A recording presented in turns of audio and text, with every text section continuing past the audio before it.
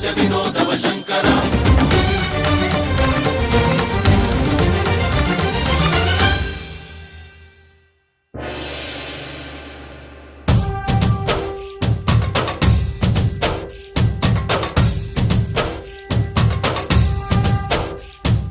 భరత వేదముగ నిరత నాట్యముగ కదిలిన పదమిది ఈశా